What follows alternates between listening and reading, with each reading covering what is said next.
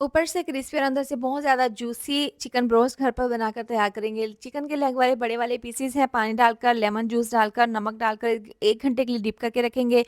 2 चम्मच लहसुन अदरक का पेस्ट, आधी चम्मच नमक, पिसी हुई लाल मिर्च, पिसी हुई काली मिर्च, जीरा पाउडर, बेकिंग पाउडर 1 चौथाई चम्मच, 2 चम्मच रेड चिली सॉस, 2 चम्मच सिरका, 2 चम्मच सोया सॉस डालकर मिक्स कर लेंगे। चिकन को अच्छे से धोकर अब इसके ऊपर इस तरह से मसाला लगा देंगे, कट्स के अंदर भी लगाएँगे, इसको पूरी रात के लिए रेस्ट के लिए रखेंगे। मैदे के अंदर इसके ऊपर मैदा लगा देंगे। इसके ऊपर अच्छे से मैदा लगाकर इसको पानी में चंद सेकंड के लिए रखेंगे, निकाल कर वापस उसी मैदे में डालकर इस तरीके से इसके ऊपर मैदा डालकर हल्का-सा प्रेस करते हुए इसके ऊपर अच्छे से क्रम्स बना लेंगे।